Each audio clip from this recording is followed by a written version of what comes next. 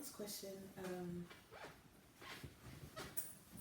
wanted to ask is, what do you believe is the core issue in our people? When I say our people,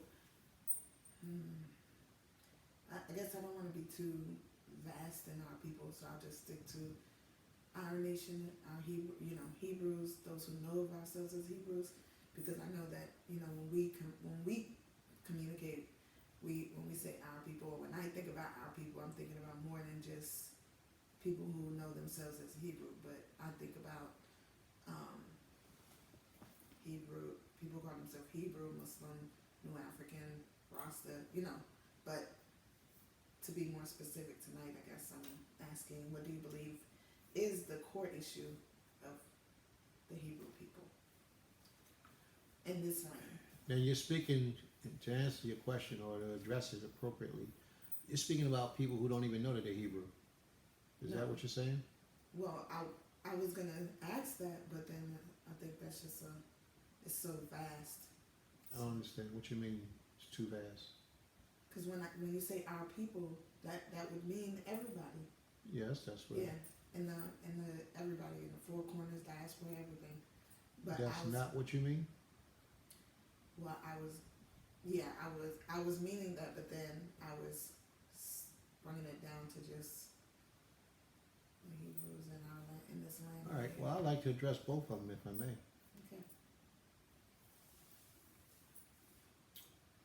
What do I think is the core issue, the problem? What are you trying to accomplish? Unity?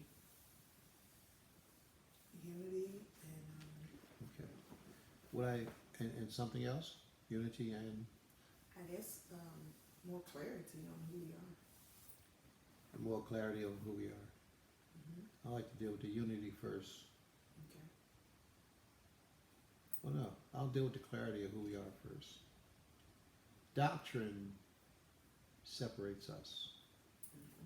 Religion separates us. There are many people who hold fast to the teachings or the tenets of their religion, and they bypass the fact that we are one people. That we are culturally, we are one people. Physically, we are one people. We are the progenitors of the earth, of the race of people on the earth. We are their mothers and fathers. The thing that holds us back from working together is that religion also.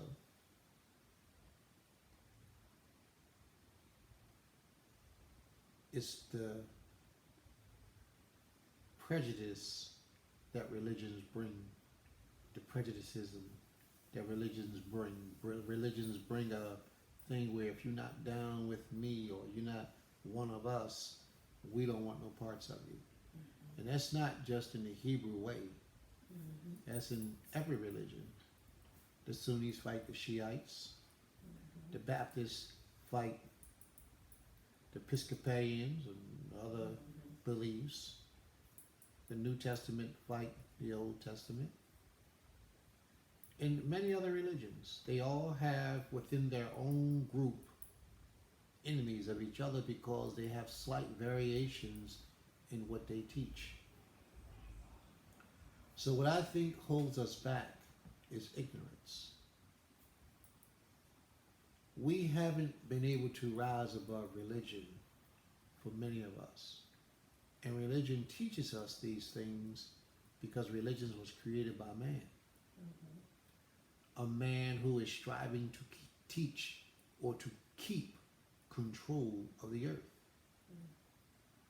This man who strives to keep control of the earth doesn't want the people to come together to work on one single thing because they can accomplish it.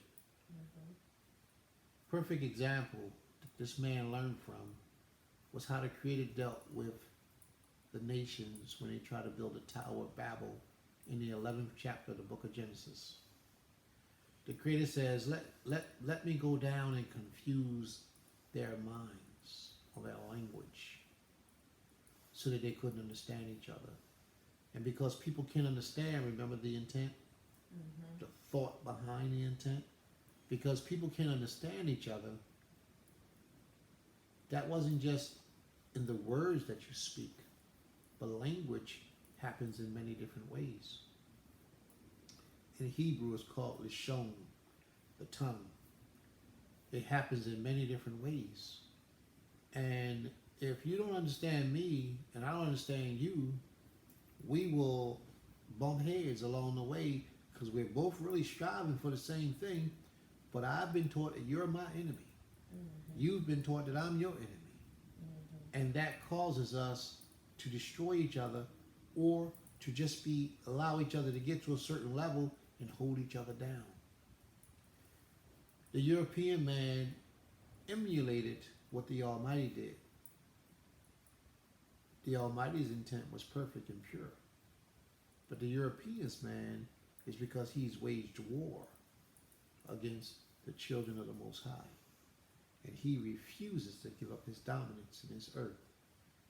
So he had to take a device to ensnare us so that our little differences would hold us back. But when you meet a man who's living in spirituality, it doesn't matter what you call yourself and what your beliefs are. If you in truth, truth recognizes truth. If you're a man or a woman who really lives by the Spirit of the Almighty, there is no differences between y'all. And not a lot of us have learned to live in that spirituality, that spirit realm. A lot of us are taught by men who practice religion for many years. And those men who practice religion pass those religious teachings down to their future generations through their thought, which lies behind their intent. And they corrupt the minds of the individuals who are now taking hold of what they believe to be treasures or instructions or teachings from wise individuals. If these individuals who are the masters of this was really wise, they would teach us to do away with religion. They would teach us to do away with it, but we can't. We hold on to it and we'll die for it. The Hebrew life, it's not supposed to be about religion. The Hebrew life is supposed to be about truth and a set of laws that you live by. But many of us make it a religion when we side against others who think different than we do, who do things differently than we do. In this struggle right now, we are so far behind where we need to be, is that we're going to have to begin to operate on a different spiritual level in order for us to get back all the promises and prophecies that the Father gave to us. It is so bad with us right now that the adversary is sitting back laughing because he got man against man,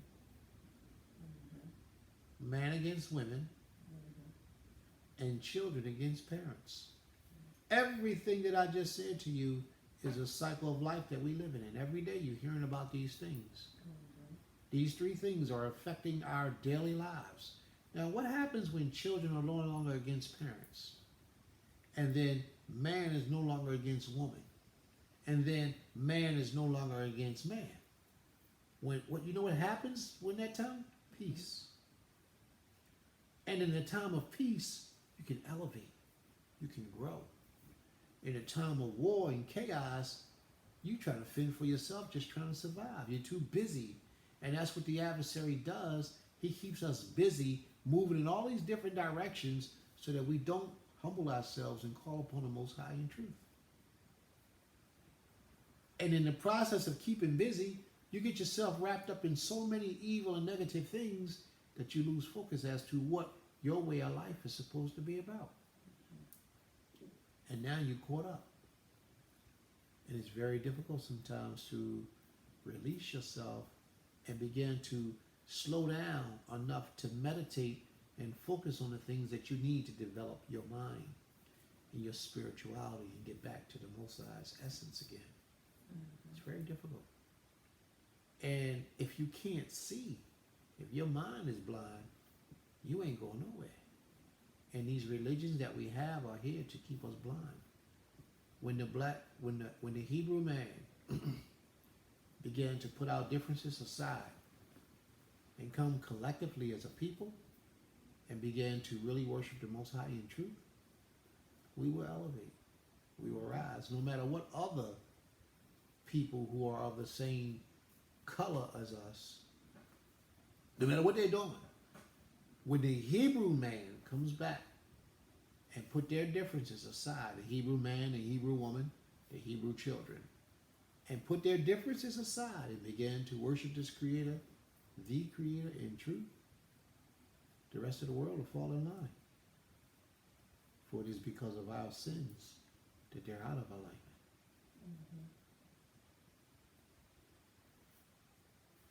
You have another question? Yes.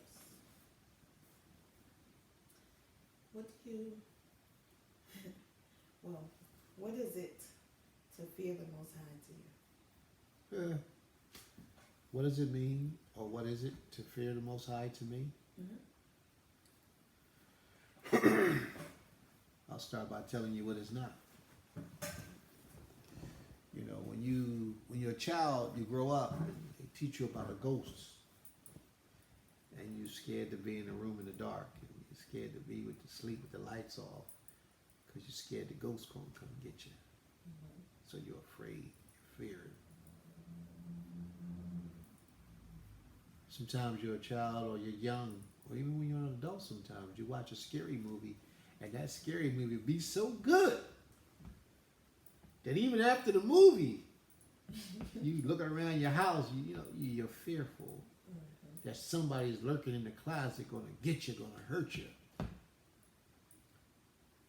And you're afraid somebody's gonna try to take your life.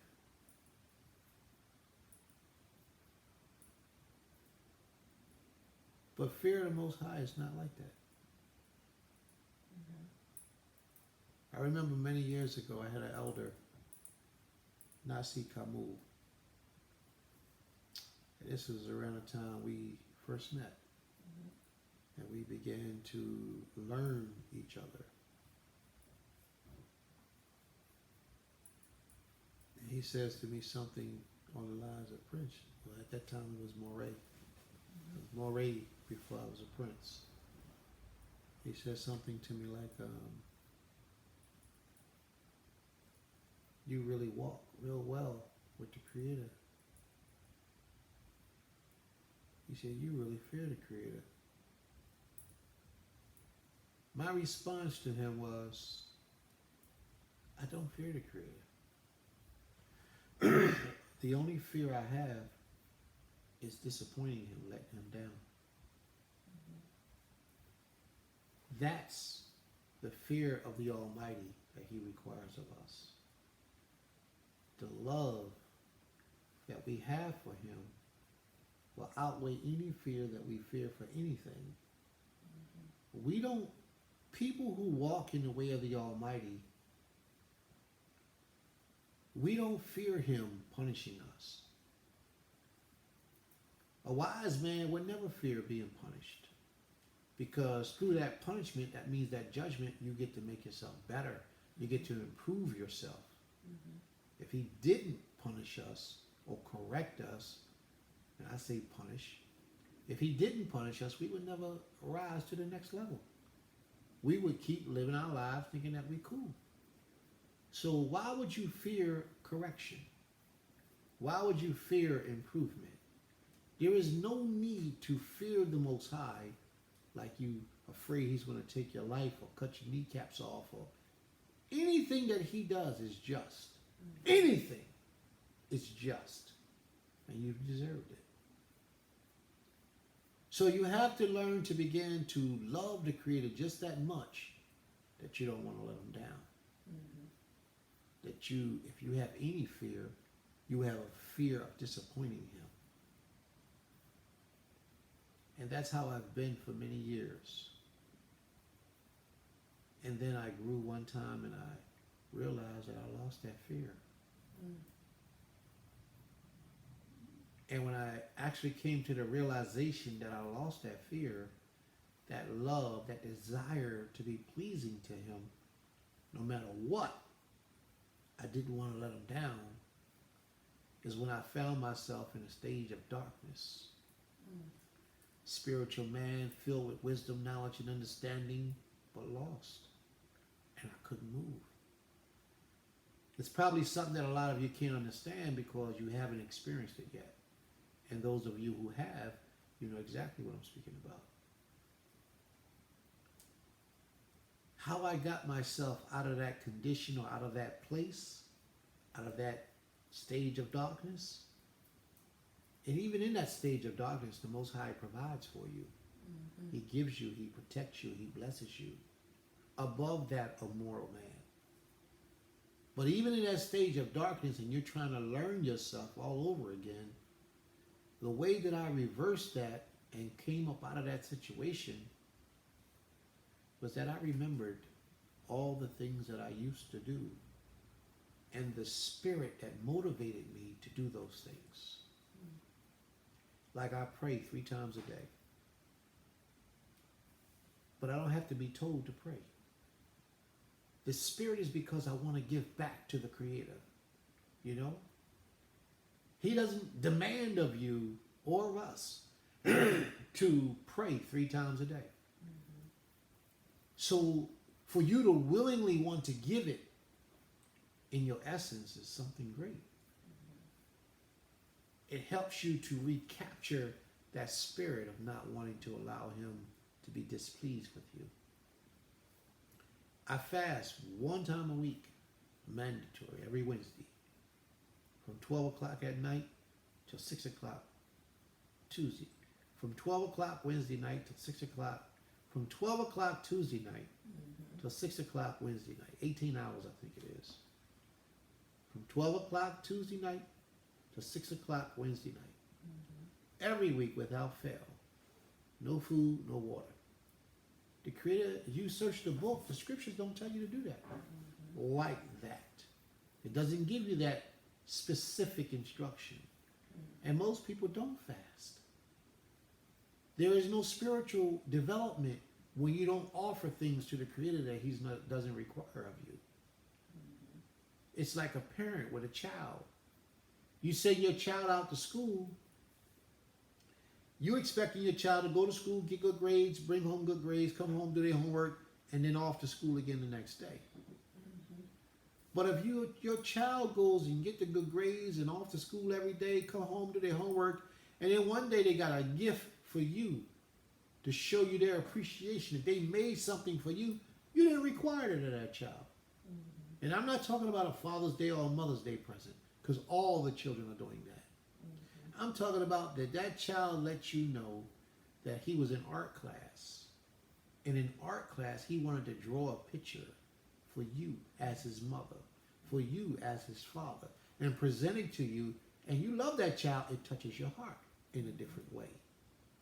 Now, if you got 4 and 5 children, and that one children seems to do that for you more often, you'll get a little soft spot in your spirit toward that child. A little different than you would have for the other ones, although they're good. They do a good job. Right. But you might find yourself doing something special for that one child. Mm-hmm. Not because you are a evil mother and you or father and you want to separate it between your children. It's just a natural thing that will take care. It will occur on its own. Mm-hmm. That child has set its desires toward pleasing you. And this is how my life, my desire is to the Creator. I don't serve the Creator out of fear. Mm-hmm. I serve the Creator out of appreciation, honor, and respect. Mm-hmm. And that's why I live the life that I live. But I hope that answers you.